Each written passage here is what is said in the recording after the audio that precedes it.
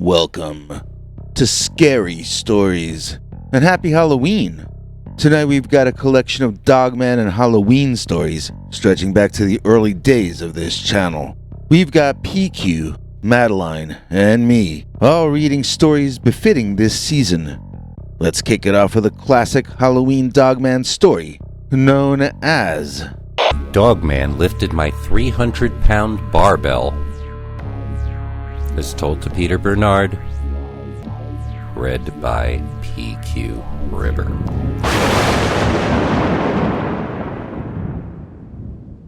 Hey, PQ River and Scary Stories. I hope you get to read this one before Halloween because it's the true story of how me and some of my buddies saw an actual Dogman back in the early 80s.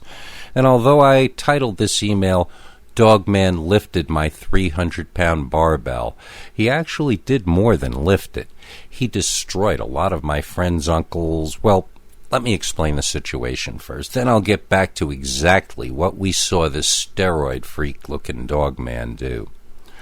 I heard your story of how you know that Dogman wasn't a hoax from the later 80s because you saw it as a kid in the late 70s. Well, that made me want to tell my story, which happened a bit after that in the early 80s, right after I had graduated school.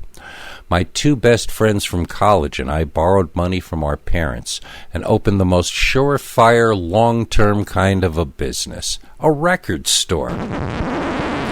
If you're too young to know what a record store was, it was a place where people went to pay money for physical artifacts that contained scratchy versions of audio information you've all stolen electric copies of for free. People used to have a lot more respect for music when you used to have to pay to hear scratchy versions of it. And people used to even respect the guys that sold it. Two of us had groupies from the gig. The third of us was too smelly. Let's call him Henny for this story. Lenny, Stenny, and Henny. That was us. Basically, I'm Lenny. Stenny was a record nerd like us, but he was into weightlifting, and obviously he got the most girlfriends. I was your standard, skinny, record geek with long, straight hair, and as I said before, Henny was disinterested in personal hygiene. He was, what's the PC term for it, differently weighted? How do you politely say in the 21st century that someone was an immensely overweight dude? Henny was a guy in his own world, usually with one hand holding a comic book and the other hand shoving food in his mouth. He worshipped our muscular friend Stenny, whereas I got along with Stenny because we were intellectual equals with mutual respect. Anyway, we thought this would be the rest of our lives, selling stuff at a profit and having our pick of the cutest local women. These days, Stenny works part-time at Walmart and is on welfare to cover the rest of his bills, while I work in a really uptight office where my wife is one of my bosses. Henny passed away in the early 2000s, supposedly of natural causes, but I think he was trying to diet too fast and it weakened his system. But none of that matters, because in 1983, we were local gods, and in our minds, we always would be. The Evil Dead had come out on video, and we were selling it on VHS, I think, or Betamax, in the store. We had a small collection of movies we thought were cool on sale, like obscure horror or the few rock video things that were out by that time, but we loved The Evil Dead, and we ran it over and over in the store. Then one day, Stenny mentioned to us that the cabin in the movie looked just like his uncle's cabin upstate. We were like, no way! And after talking about it, we decided that it would be the most awesome place to celebrate Halloween that year. Stenny got the keys from his uncle, and we planned to shut the store down for a whole week, spending 7 days up there in the woods telling each other scary stories. Like, do you know the story of how Frankenstein was written? Mary Shelley, Percy Shelley, Lord Byron all trapped in a mansion during a fierce storm. They had no TV or internet, so they told each other ghost stories and challenged each other to write the scariest story they could. Mary won the competition because her story wound up being Frankenstein.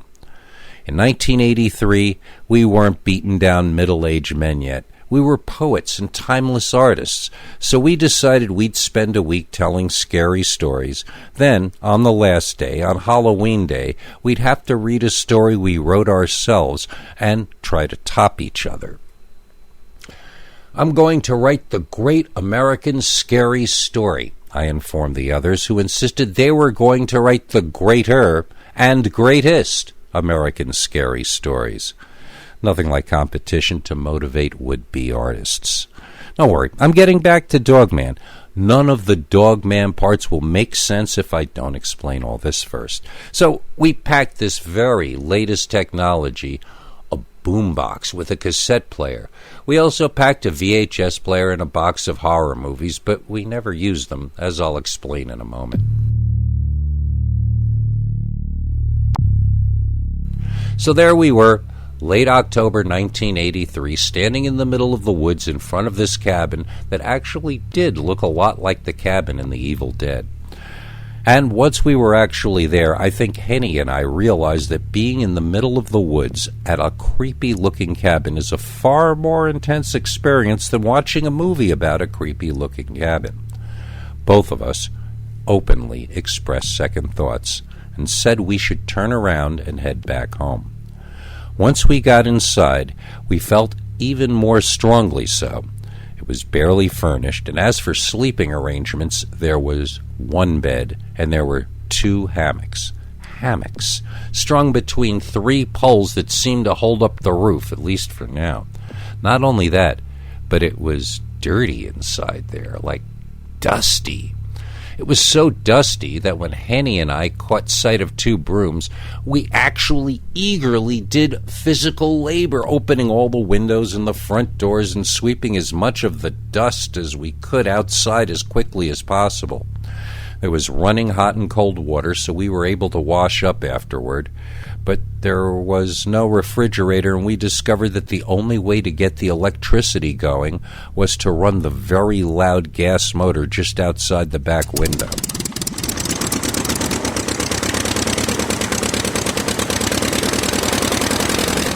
We found the gas for it in the shed. It didn't look like it would provide more than maybe 10 hours of electricity. That meant no video. Wasn't any TV anyway, so it was just out. We decided to only run the generator to recharge our batteries and to just make do in the dark. After all, we were up there to scare each other, right? Okay, so this next part is where Dogman first comes into it, although we didn't realize it at the time. Stenny called us out to the porch and pointed out that his uncle's barbell was left out there. He challenged us to see how much we could lift. He taught us how to clean and jerk. I could lift only like 150 or 160, but Henny surprised us all by lifting 175 and beating me. There was a pile of weights on the side, so we kept adding one more and one more to see how much we could lift, then how much 2 of us could lift. So each time we dropped the barbell, it would slam into the wooden porch loudly, and I swear, every time it slammed down, we would hear a howling from the woods.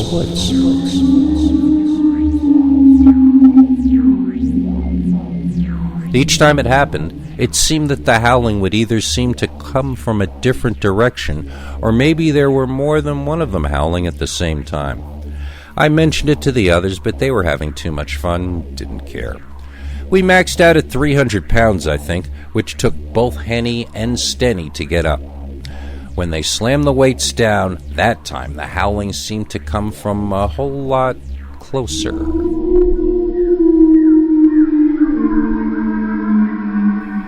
It didn't faze them, but now I was thoroughly spooked.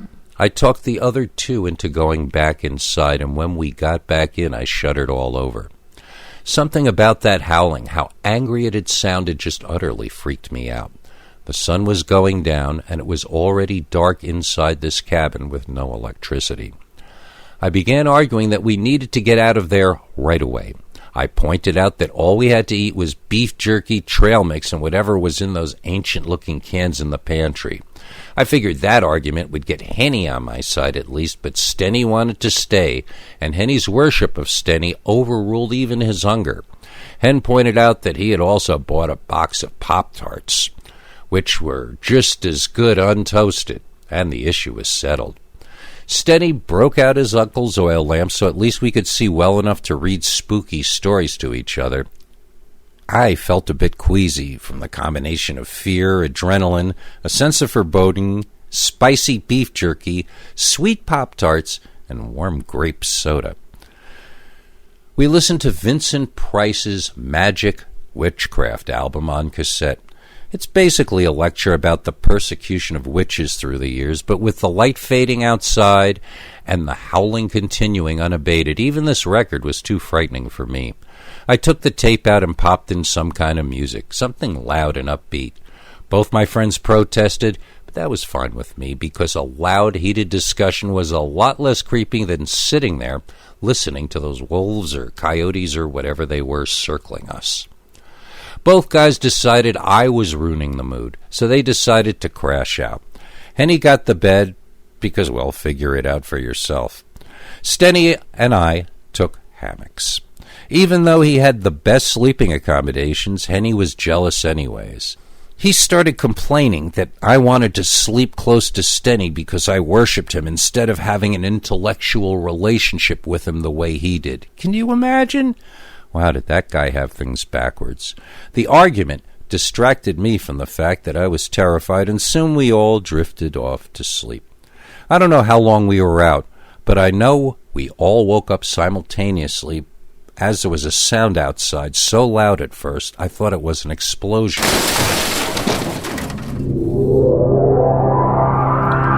All three of us got up and ran to the front windows of the cabin, where we saw that the shed was entirely wrecked. And there was a man standing there, staring away from us toward the shack, breathing really heavily, like he had just exerted himself. I wasn't sure how and I wasn't sure what, but the guy had somehow thrown something into the shack and utterly destroyed it. The dude was barely illuminated by the moonlight, but I could see he was incredibly tall. "Did you leave the gas in the shack?" I asked. But the answer came from outside, as now there actually was an explosion.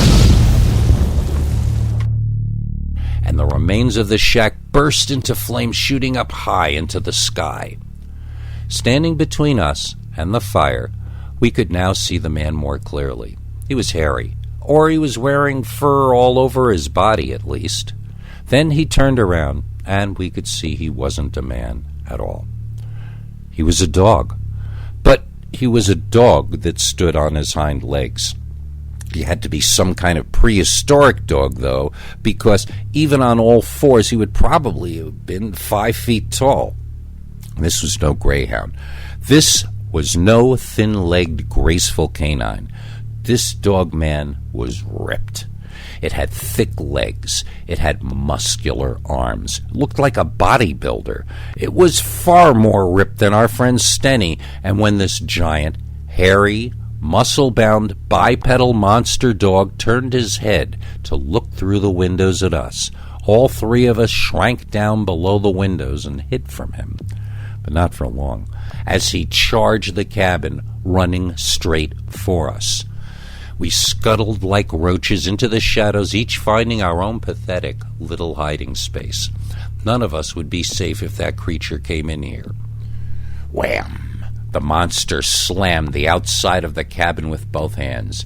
It stared in one of the windows, looking around in the darkness for us, and it screamed.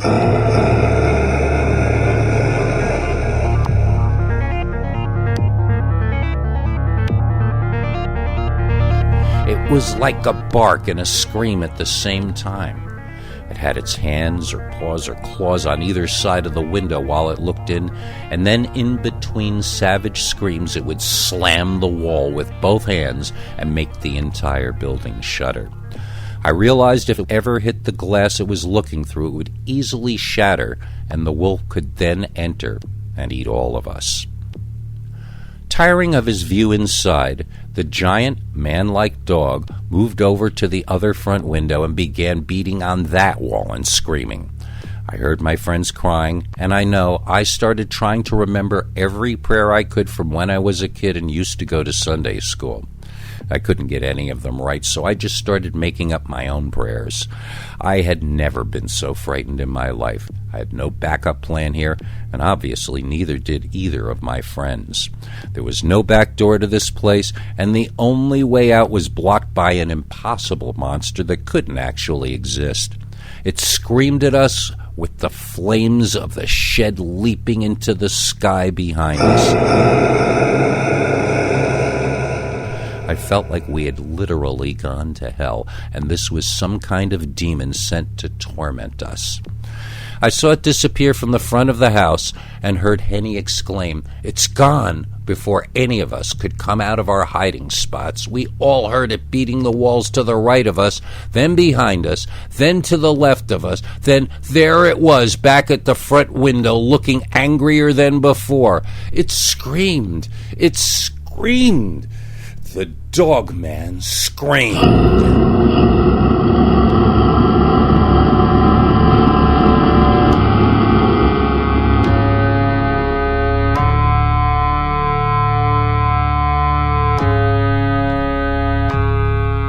Sometimes things happen in our lives that are too much for our minds to handle.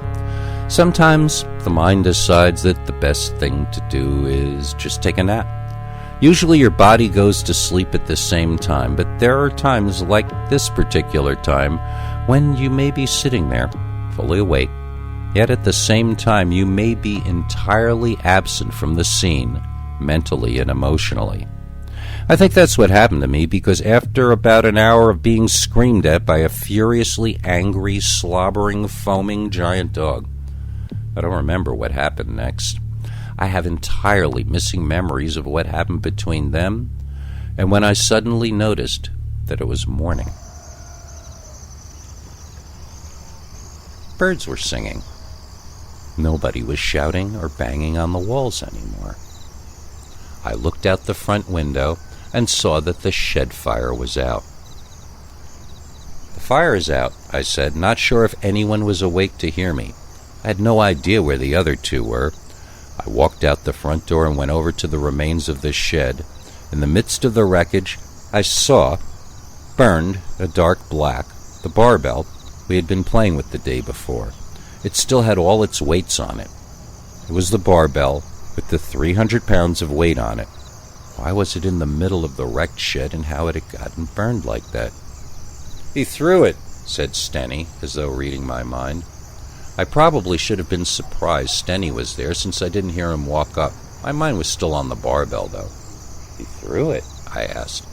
"Monster," answered Stenny. "That's how he started the fire. He threw the barbell into the shack." I started laughing. The bipedal dog threw the 300-pound barbell about 40 feet into the shack. I laughed harder. I laughed so hard I cried. I noticed that my two buddies had tears in their eyes too, but they weren't laughing. We never even discussed it. We just packed up and left. We had planned to be there 6 days more, but there was no discussion, and we just left. None of us ever wrote the great American scary story, as we had each planned to do. We had a Halloween party in the store instead, where everyone got wasted. We met some new girls, and nobody talked about upright walking canine creatures or werewolves or dogmen or whatever you want to call that thing we saw. I still don't understand why it screamed at us and banged on the walls but never smashed the windows and came in and ate us. It's almost like it was challenging us to come out and fight it. Maybe it just wanted to intimidate us out of the area, but if so, why spend all night doing so? Didn't it need to eat? And didn't it need to hunt before it could eat? How could it do either if it spent all night screaming and barking at me and my friends and banging on the walls of our cabin? None of it makes any sense to me. I remember Stenny's opinion on why it acted that way was just that dogs have small brains. It was an idiot, he informed me, as though he were certain.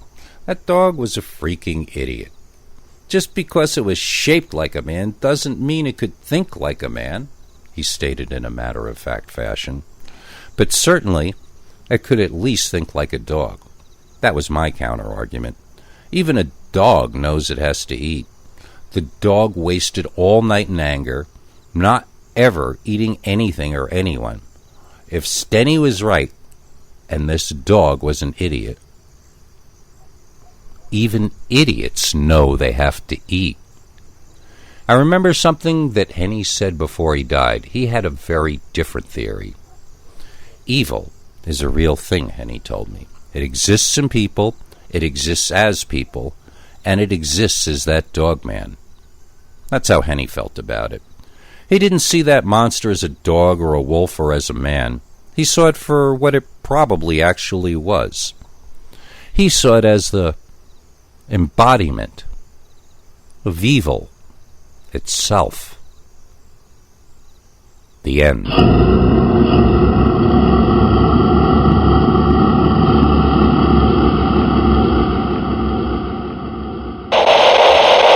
An utterly childish Halloween prank. Read by Madeline Starr. As a lifelong New York City resident, growing up in the 70s and 80s, Halloween came to mean a very specific thing to me. The Great Pumpkin on TV, giant pumpkins for sale in stores all over the neighborhood, and Halloween decorations everywhere.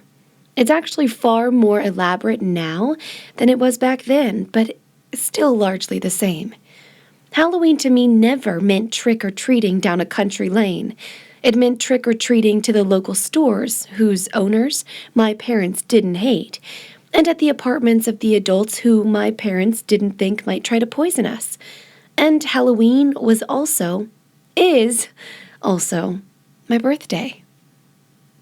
I was the oldest kid in my family, and the only girl. My two brothers, Joey and Phil, were 1 and 2 years younger than me, respectively.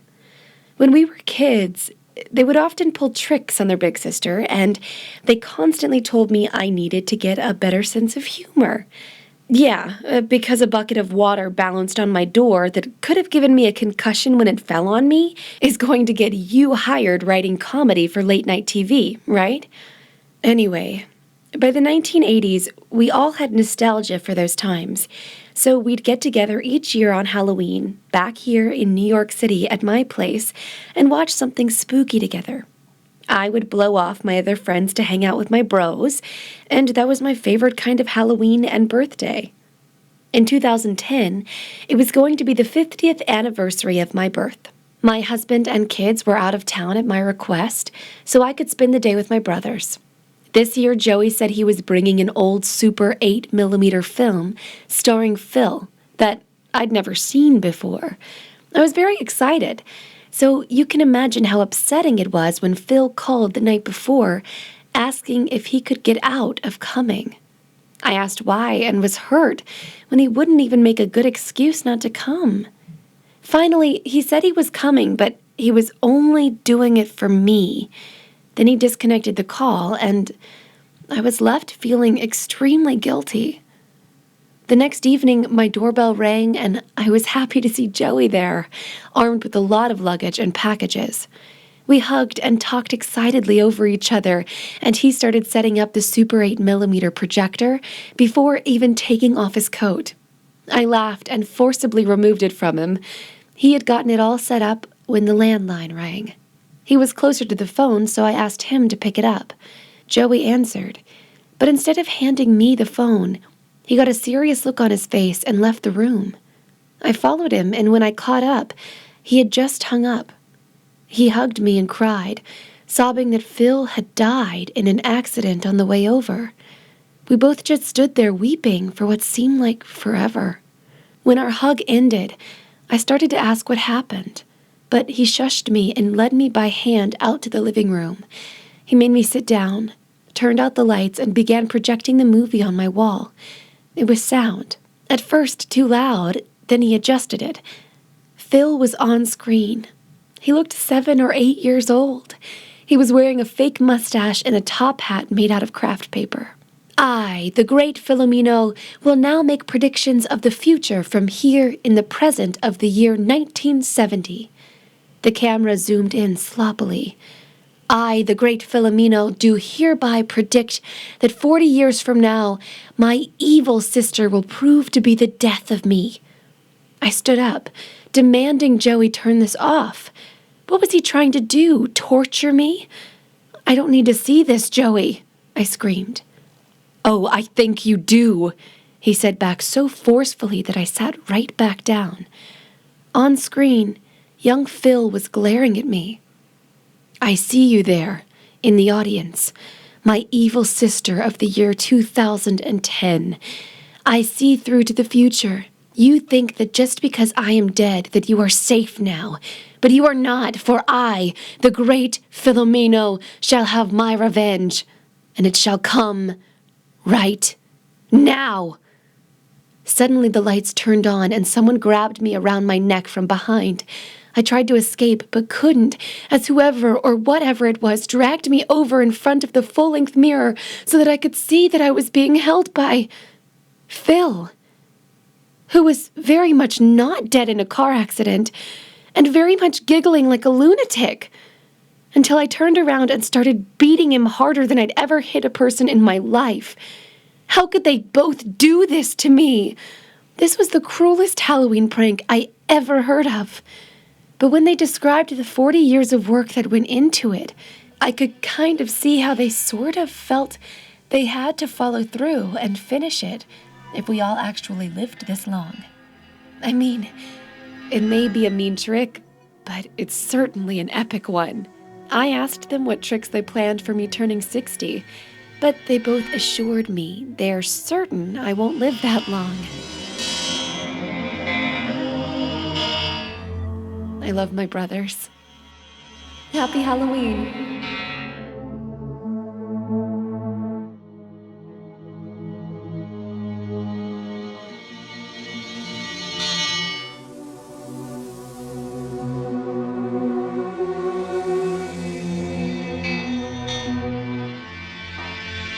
Dogman broke up my marriage, as told to Peter Bernard, read by Madeline Starr. This story has a provocative title, but in truth, I probably would have broken up with that man sooner or later anyway. It's definitely true, though, that Dogman sped up the process. Today, my divorce officially went through, and I can leave this chapter of my life behind me. Before I do, I want to once and for all write down the true story of what happened. I'm not going to reveal my name, and I'm going to change a couple of facts so that you can't figure out who I am. And then I will never discuss this again. But I know I'll feel better if I tell the truth about this just once, even if it is to you, who are all strangers I will never meet. When I turned 29, I got married. I was the last of my group of friends to do this. We were all single when we were 27, and married before we were 30. Only one of us is still married, though. It turns out marriage is something you should do when you really love someone, not out of fashion to keep up with your friends. The guy I married had everything anyone from my social group could want in a man. He was good-looking enough, from a nice enough family, he had a good enough job, and he was reasonably good-looking. He had, and still has, all it takes to be a successful man and an adequate enough father. Because of Dogman, though, I found out about his major character flaw, and it destroyed my ability to feel deep emotion for him any longer. For our honeymoon, we got a luxury suite in a hotel located on the edge of a vast wilderness. We could enjoy a gourmet breakfast, then hike all day in stunningly beautiful wilderness, then return in time for a shower or sauna, and a meal prepared by a rotating staff of the top chefs in that region of the country.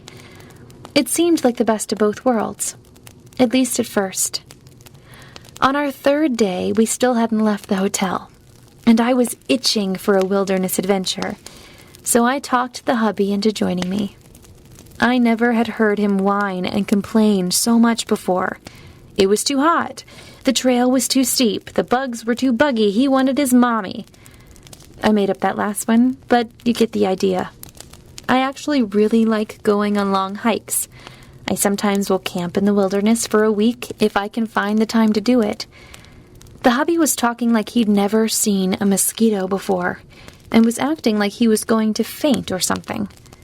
It was getting kind of annoying, as I usually hike with women and their tolerance is far above the hubby's. He's taller than I am. It just seemed like he was exaggerating his troubles and expecting me to feel sorry for him. The more he complained, the faster I would travel. I think just to try to get away from the whining. I was so focused on blocking out everything he was saying that I failed to notice it was now long past time to start heading back. I climbed on a tall rock nearby to get my bearings. Maybe I could spot a shorter path back than the way we got here. Maybe I could save us some time and get us back to the hotel before dark. After all, hubby might turn into a pumpkin out here at midnight. To my amazement, there was a clear path that wound around a little bit, but mostly headed directly back to the hotel. I couldn't believe our luck, that the rock was there and I had decided to look right then. I would not have been able to see the path from almost any other angle or location. It filled me with a sense of wonder and gratitude. But then hubby, complained that his feet were sore, and I realized we still had a lot of hiking ahead of us. Hopping down off the rock, I informed him of our change in plans. He started moaning about something or other as I tore straight through the tall grass toward the other pathway I had spotted. At this point, I almost didn't care if he got lost behind me. It was his job to keep up with me now. We hiked for about 90 minutes, with him panting and complaining the entire way. I hadn't responded to anything he'd said in over an hour, but it hadn't slowed him down. I was focused on the fact that it was now starting to get dark, and I still could not see the back of the hotel in front of us, so I really had no clear idea how much farther we had to go. The hubby was so obsessed with his minor aches and pains that he didn't even notice it was getting dark, or else he was so denatured as to not understand that humans are not nocturnal animals, but there are predators in the forests who are. He was about to be taught this lesson by life and death themselves. We came around a patch of trees, and were met with a wall of strong odor. It was the smell of death, or all the smells of death. I gagged, then looked around to see what had died. There was a man there. He was in a dark area under a large tree and between patches of tall bushes. But there was just enough light to show me that he was facing away from us. He was squatting. My first thought was, this is a psychotic. We need to get away from him before he kills and eats us. My husband had different thoughts. Oh, excuse us. We didn't mean to disturb you, sir. My wife seems to think this is the better path to take than the correct path, and you see, the man stood up, and he kept standing up. He was a very tall man. He turned around and took a step towards us, and he was growling like an animal. Another step brought enough of him into the light that I could see he wasn't a man after all. He was a large wolf or dog-like creature, but he was walking on his hind legs, much like a bear. His front paws were huge and looked more like hands for some reason. He held a broken-off piece of bone, which he then threw violently to the ground and proceeded to howl incredibly loudly.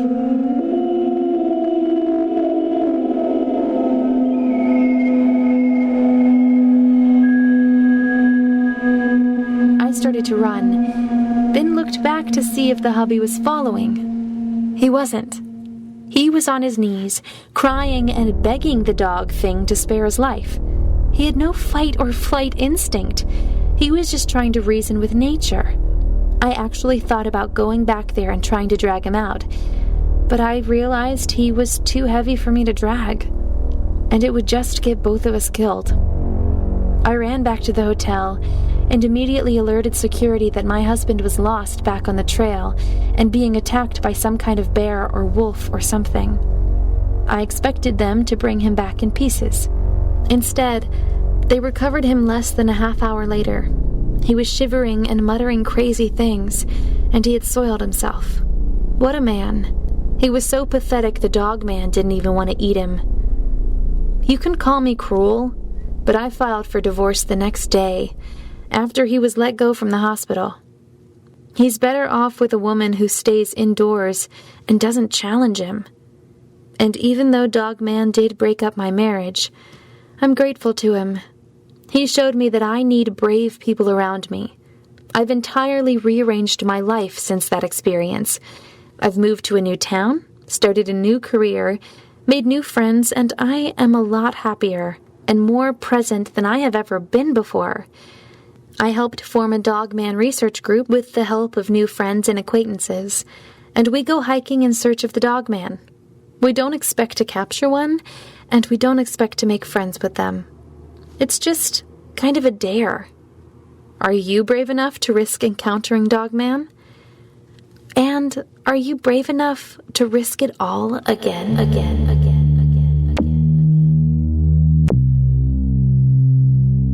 Next week, we transition into our month of back-to-school episodes with Madeline Starr reading an all-new tale of teen romance, school uniforms, and a ravenous, carnivorous dog-man creature. See you then. Check us out on our YouTube channel, Scary Stories NYC. Check out the audio podcast version of Scary Stories NYC, now available on iTunes, Stitcher, Google Play, and other popular podcatchers. Bigfoot Attacked My Tiny House. Scary Stories by Peter Bernard, Volume 1, now available on Amazon in paperback, Kindle, and audiobook versions. Narrated by PQ Ribber and me, Madeline Starr. Forward by TV's famous Timothy Green Beckley, better known as Mr. UFO. And if there's anyone out there who can't get enough of PQ Ribber, search in your favorite search engine for PQ Ribber, and you'll find plenty of podcasts, music, and weirdness.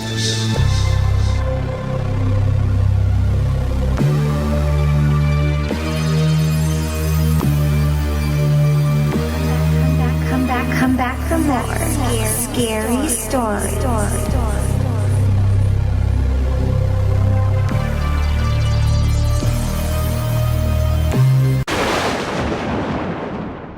Dogman at the Renaissance Fair. Dear Scary Stories NYC, I saw you talking about a dogman that cut through the park where a Renaissance Fair was held. In that account, the fair was not in season. My story is about a time when the dogman showed up while a fair was in progress. Journey with me back to the 1980s and I'll fill in as many details as I can remember. Now, this fair only happened once and then moved and soon was taken over by completely different people under a different name.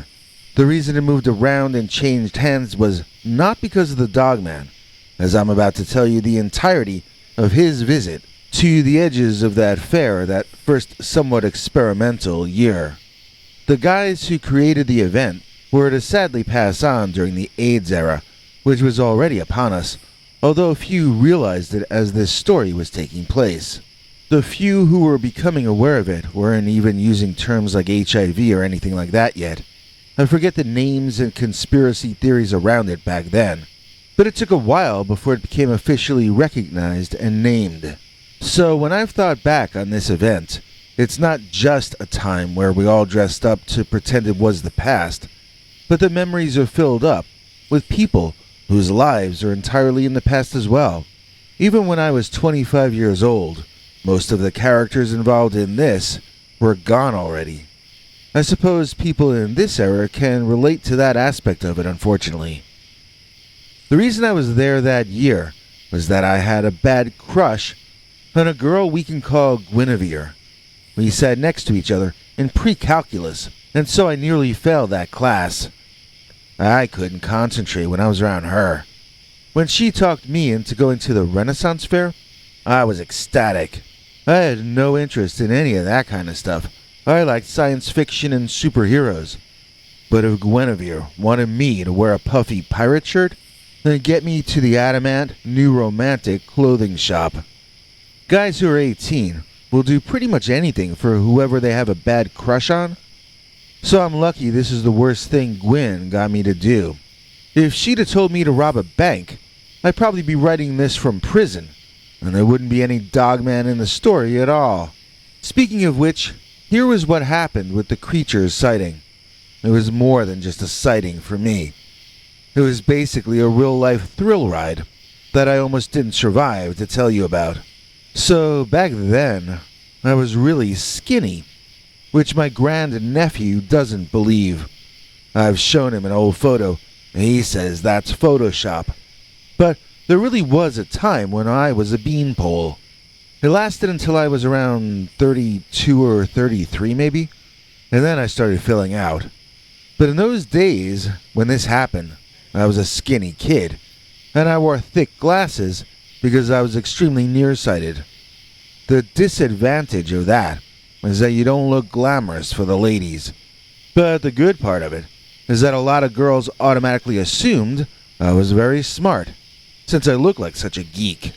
This meant both that I could earn spending money and favors in exchange for tutoring, but also that they'd take pity on me and give me hints about how to impress this girl that I had a crush on. Having shared interests was something that I kept hearing, so I felt I had to at least try to like the whole Renaissance Fair thing. When I was actually there with Guinevere, I found myself even more self-conscious in the stupid old-timey clothing, and even though her friends were nice and welcoming toward me, I found myself finding excuses to go wander off alone. This wasn't my world. This was not where I wanted to be. I felt really bummed about it because it didn't seem that I had enough in common with Gwen to take this any further. Either I'd have to pretend I liked what she liked, or I'd have to be myself and accept that I could never really become her guy. To an 18-year-old, this was a major trauma, so I wandered off at the edge of the fair in order to work through my emotions without bringing anyone else down. It was there where my encounter with the Dogman began, but that was not where it ended. My grandfather had always told me that when I feel down, the worst thing I could do is to look down. He said look up at the trees and the sky, and you'll start to work yourself out of any depression. So I was looking upward and not watching where I was going when I stepped into something nasty. Looking down, I saw that there was a former chicken, which seemed to have been torn to shreds, all around beneath me. I noticed I was by a chicken coop which had a hole torn out of one side, yet none of the chickens inside seemed to want to come out.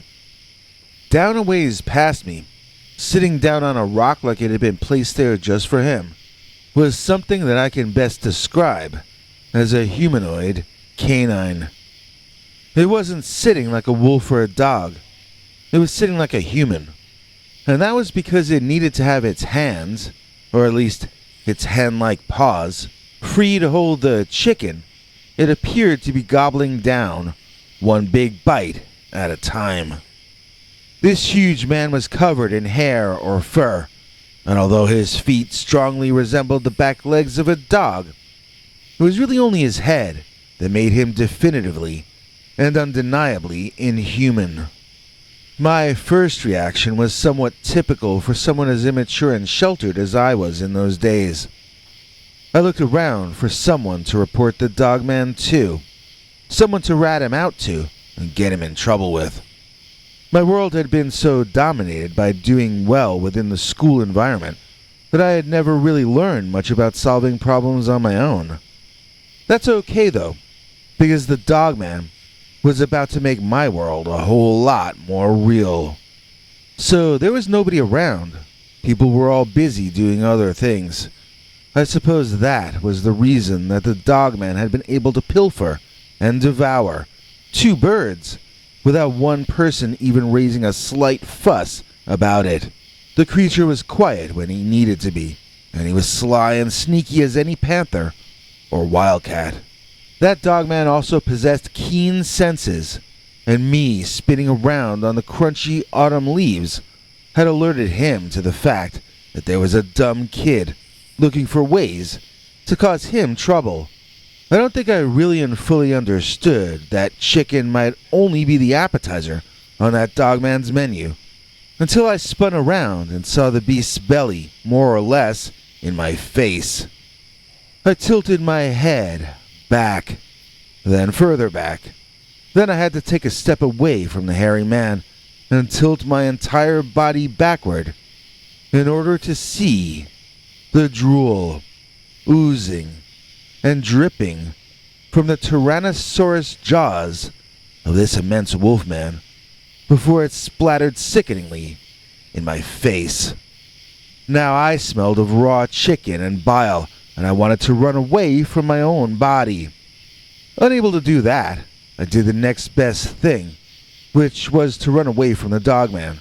Into the woods I ran frantically like a chicken with his head cut off. In fact, that was sort of what I was seeking not to become. Behind me, the dogman lumbered, making sounds that might have been panting, but to me sounded almost like a hyena laugh. It might have been in my mind, but it sure felt to me that this dogman was enjoying getting a little exercise between courses of his meal. He seemed in no rush to catch up to me, but he wasn't going to let me get out of his sight either.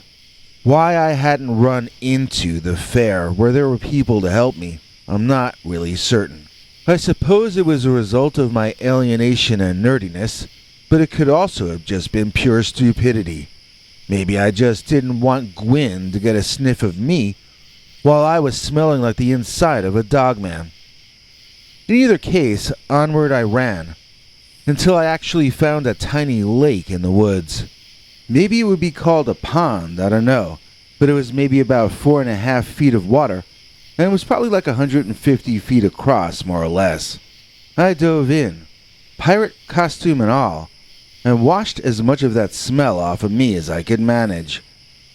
On the edge of the little mini lake was that dogman, now sitting like a canine, both front paws on the ground, a big dog's smile on its nasty blood-covered face, and its contented panting continued to sound to me more like laughing than anything else. It was like nature's version of the Joker, and he had decided to make me his Batman of the day to torture and pursue. I wondered why he hadn't come into the water. Was he afraid of it? Was I safer there in the center of that giant puddle than I was anywhere else? I stared at the dogman, trying to read his expression, but he just kept on panting in that way that made me feel as though I were being laughed at. Standing my ground, since I didn't have any better ideas, I remained in the center of the pond, cold water up to my midsection. In return, the dogman sat there, seeming to giggle as he calmly observed me.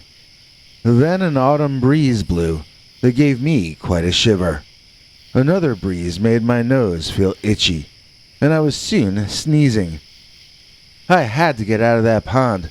The weather was not cold out, but it wasn't warm enough for me to be messing around like this. So I took off walking toward the side of the pond opposite the dogman.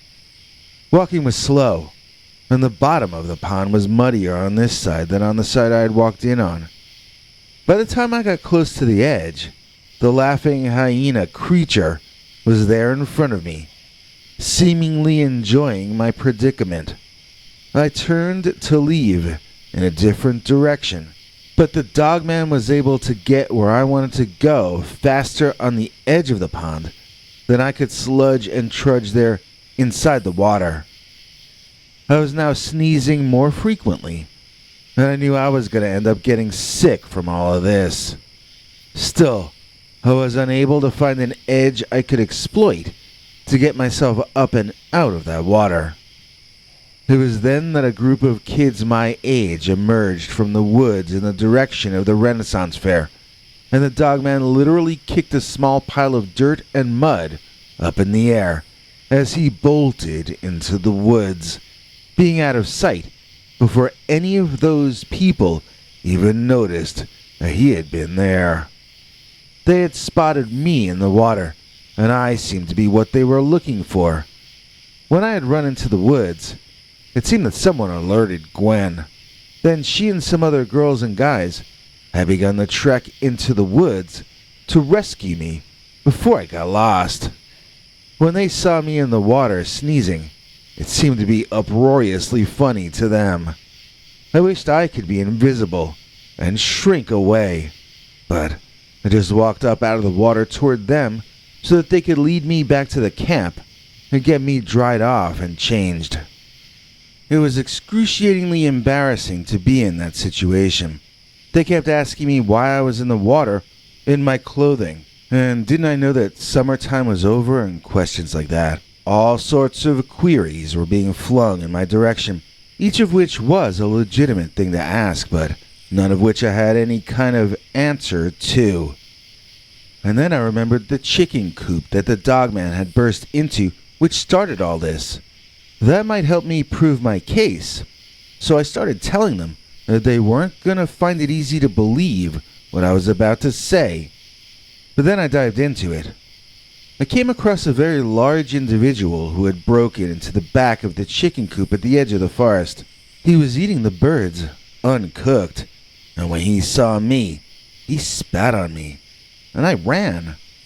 When I found the water, I dove into it in order to clean myself off, and the chicken thief kept me trapped in that water. Then I told the Ren Fair people that when they showed up, that chicken liquor beat it off to parts unknown, and I was rescued. So this mostly true story was related to the owner of said chicken coop, who barged into the tent they had me stashed inside of. He wanted to hear my story for himself, so I nervously repeated it as his eyes bore into me, studying my every facial expression and eye movement. Finally, he pronounced my version of events to be a pack of lies, and I thought he was accusing me of stealing and eating his chickens. That wasn't what he meant, though. In front of everyone, this guy loudly shouted that his chickens were eaten by some kind of a large dog or wolf, and that I was lying about having seen a man. I nearly broke down crying, telling him that yes, it was the largest wolf I'd ever seen. I had never said it was a man or dog or bear or anything, as I'd been too afraid to admit what I'd actually been looking at. Yes, it was an animal, but it was an animal that stood up like a human. I had thought that they were ready to believe. I had thought that they were ready for the truth, since I had admitted that my first statement was a bit misleading, though. I had lost their faith, and now they didn't know what was up or down or left or right. The owner of the chicken coop demanded I tell him what I really saw, and to stop telling fables. I described for him the way the dogman looked when he was sitting on the shore of the lake, because that was when he looked the most dog-like. He seemed to be more accepting of that description. When I was finished, I then described how he sat more like a human when I first saw him on that big rock. Then I described him walking, or strolling, up on his hind legs. He probably stood 8 or 9 feet tall when reared back like that. I told him all this sincerely, and the man stared back into my eyes. But I could tell he was not really understanding how much of what I was saying was a witness report, and how much of it was evidence of my possible insanity. He just sorta quietly left me alone after that, as he seemed to have been thoroughly befuddled by my testimony. I took a lot of ribbing as I got back into my street clothing and got ready to leave Guinevere's world, possibly forever. I said goodbye, and she said she'd walk me out to the bus stop, which surprised me. Along the way, though, she was telling me all sorts of little things that made me feel that she felt it was over between us. Like she told me that the Ren Fair was not my world, and that I had been brave to try it out. I felt like she was giving me the consolation prize speech, which at best ends with a promise to stay friends. In short, that dogman had ruined our relationship. But the dogman taketh, and then the dogman giveth. In front of us on the path toward the local highway with the bus stop, a dog-headed hairy humanoid, somewhere between 5 and 6 feet tall, burst out of the woods in front of us and to our left, racing across the path we were walking on, and entering the woods on the other side so fast that we were barely able to understand what we had seen. It was not just shorter but also thinner than the chicken-stealing one, but it was the same long-snouted upright species. Before it had even jumped back into the woods, it was followed by a creature that was even a bit larger than the first one I had seen. This creature was so big that Gwyn gasped and fell backward onto her Renaissance butt. We both stayed there, listening to the creatures receding in the distance, to our front and our right, and as I helped her up to her feet, Guinevere asked me if I had bus fare for 2 people. She wanted to get out of Dodge. On the bus heading to my town, everyone stared at my medieval girlfriend, who clung so close to me. They didn't understand the shock that the 2 of us had just been through, and I was fine. Everything was fine to me since the dogman had scared this girl out of the forest and onto my bus. My parents were enchanted by her, fed her dinner, and drove her home, where they met her parents. It was weird how much they all got along with each other. Unheard of, to be honest. My dad always stared at her a bit in amazement, and he told me 3 times before he passed on that he never expected me to find such an exotic and interesting woman. My dad, he was a great guy, but he didn't understand nerd stuff, and he had always been disappointed that I wasn't into sports and athletics. Gwyn marrying me later on was the only reason I got to be friends with my dad, because he felt that any guy Gwyn liked that much must be okay, in spite of being such a geek. She caused him to give me a second chance, and the dogman caused Gwyn to do the same. Our daughter, who is now expecting her own child, jokingly asked us if we would recommend that she see the dogman with her husband to make sure the marriage lasts as long as ours. We both answered no. It was sheer luck that things worked out for us. But the dogman is not something to joke around about. Gwyn and I are aware that we do owe the beast a debt of thanks. But at the same time, we feel strongly that we were meant to be together. If it hadn't happened that one way, then it would have happened another.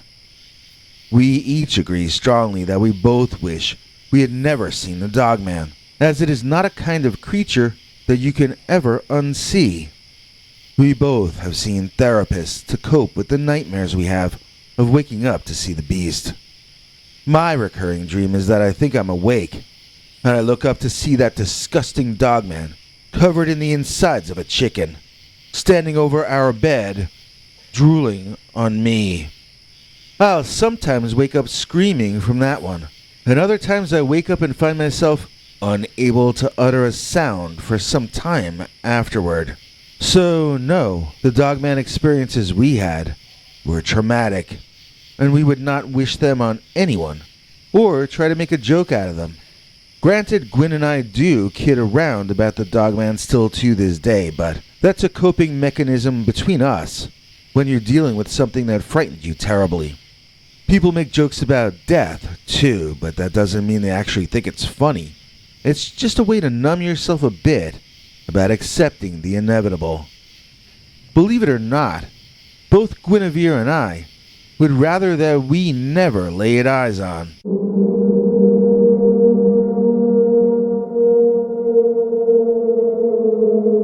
Dogman at the Renaissance Fair.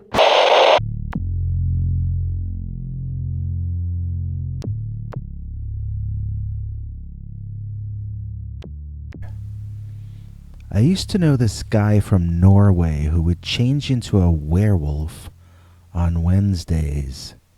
He didn't call himself a werewolf, he had some other name for it that wasn't in English.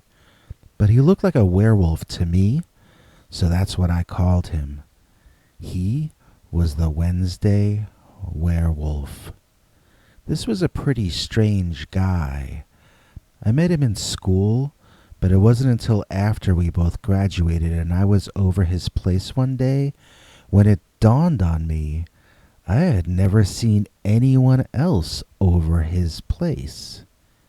He told me he didn't have many friends because he was a werewolf, and that cracked me up. But he invited me to stay the next Wednesday night if I wanted to see for myself. Idiotically, I agreed, not realizing that when he was a werewolf, he no longer behaved like a human being. So it happened around dusk. He told me sometimes on overcast Wednesdays he would be a werewolf all day. Sometimes he would just be hairier on those days. I didn't believe anything he said until I actually saw him start to change. It wasn't like in the movies where parts of his body started reshaping with bones crunching or whatever.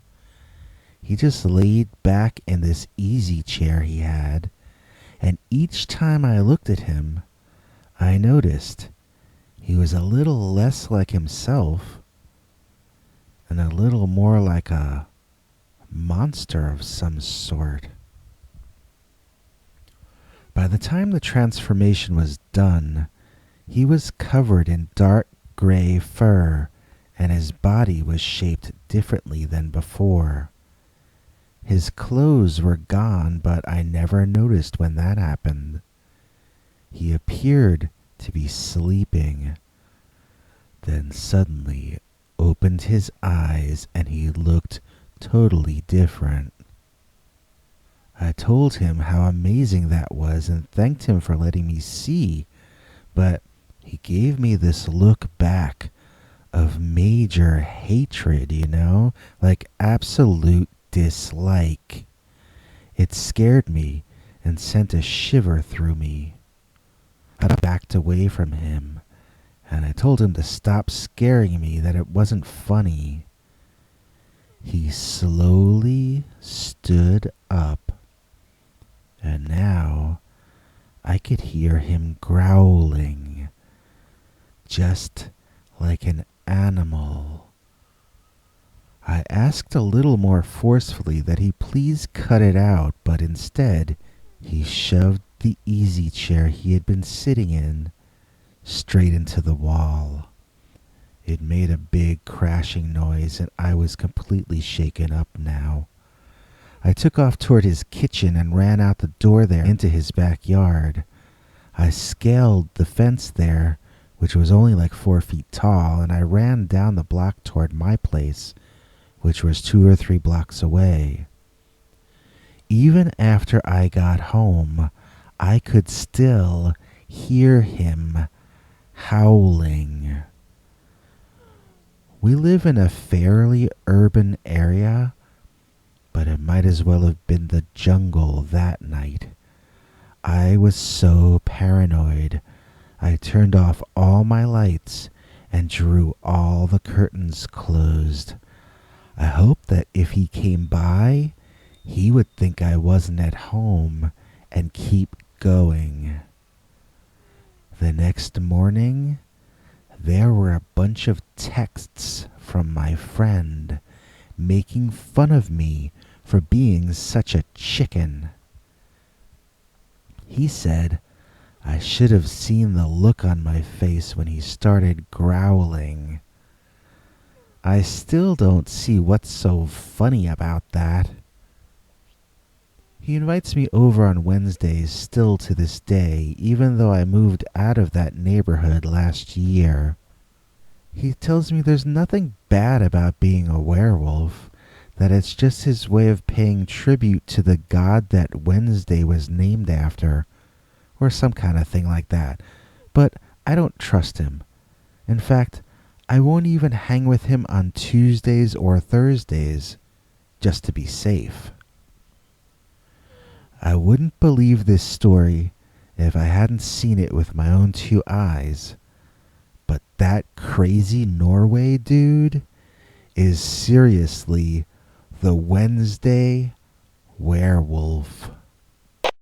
I wished I saw a werewolf, as told to and read by Peter Bernard.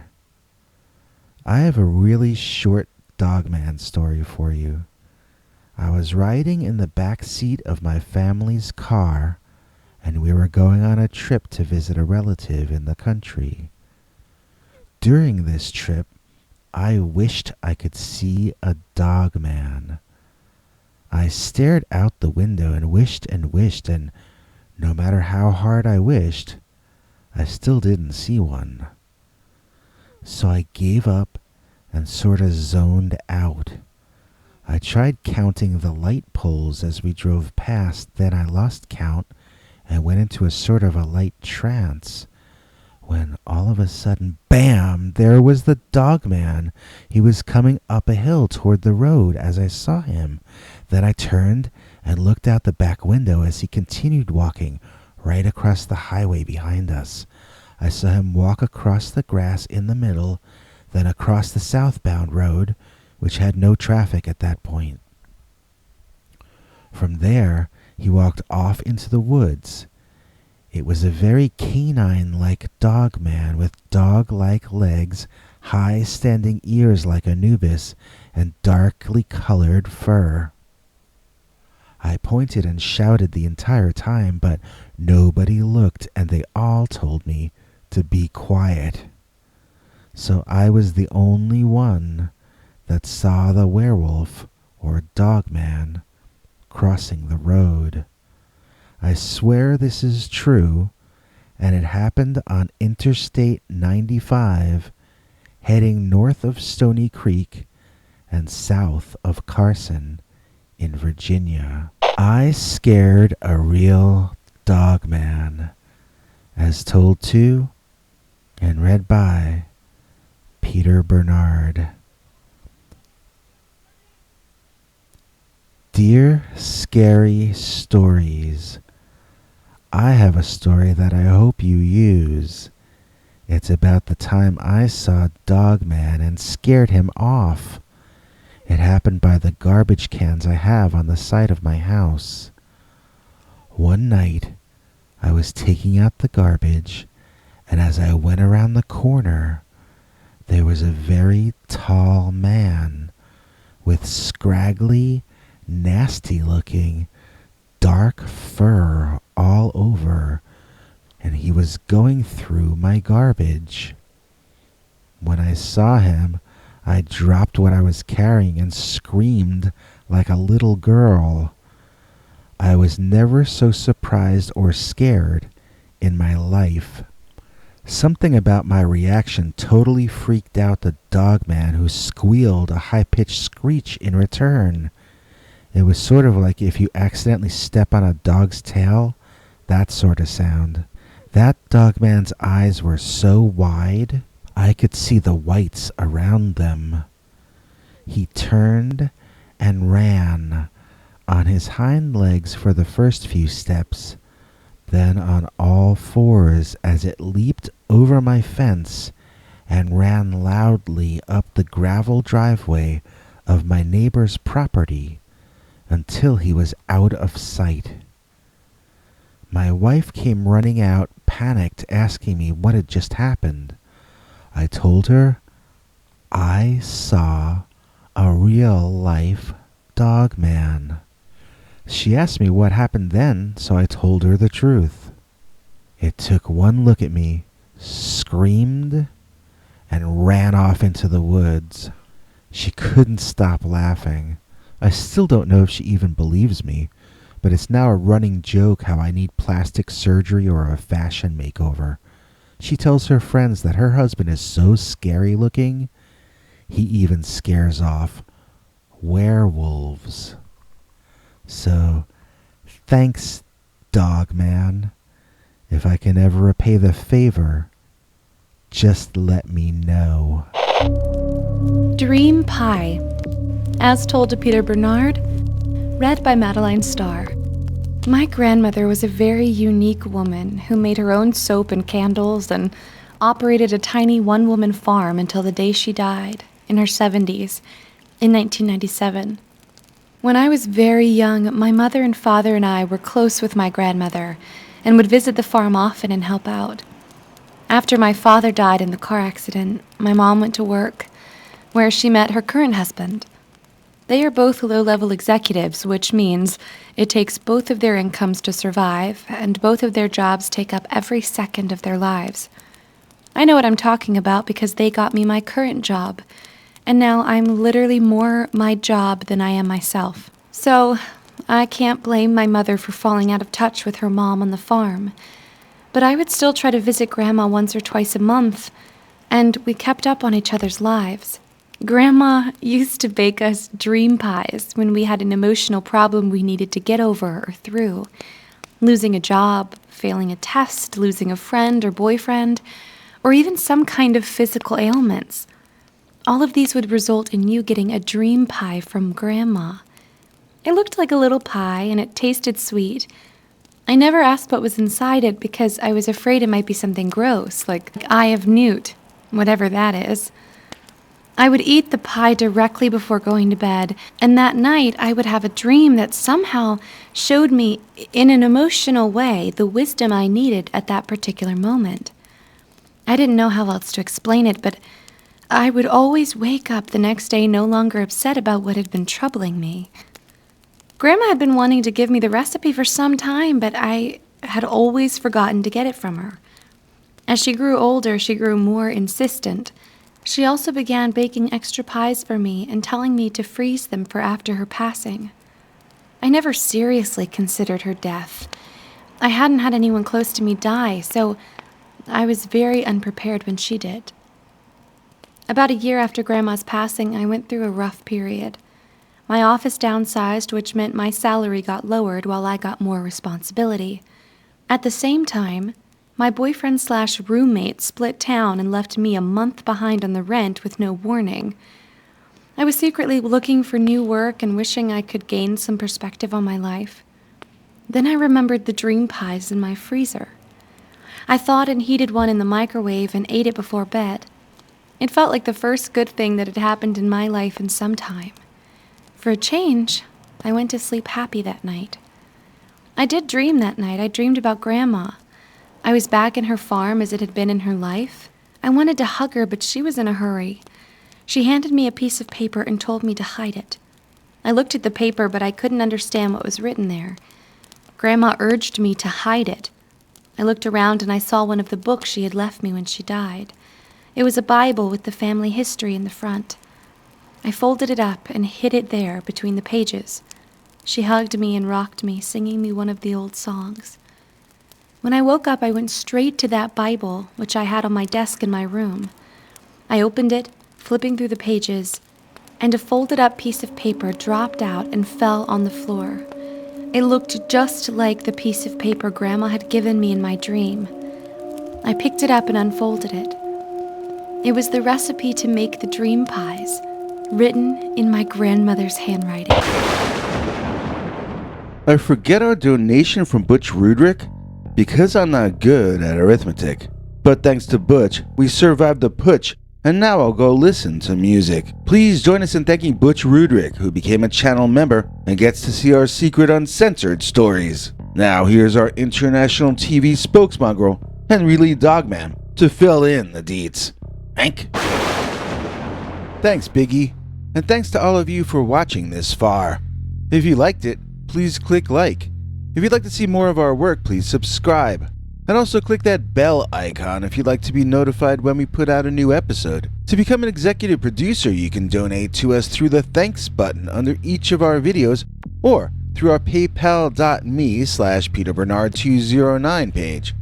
To receive cool perks like secret uncensored Dogman episodes far too wild to ever run on this channel, you can become a YouTube channel member by clicking the join button, or join our PayPal subscribers club at peterbernard.com. Joining either at the $3 a month level or above gets you access to our over 25 hours of secret uncensored Dogman stories available nowhere else. Do you have a scary story about Dogman or some other kind of high strangeness that happened to you? Let us know by emailing us at scarystoriesnyc@gmail.com or by leaving us a voicemail message at 804-LA-SCARY. You may need to call back on that when it cuts off after I think 3 minutes. And if you don't want to do any of that stuff, thank you for simply watching to the end. Good night, and have a scary tomorrow.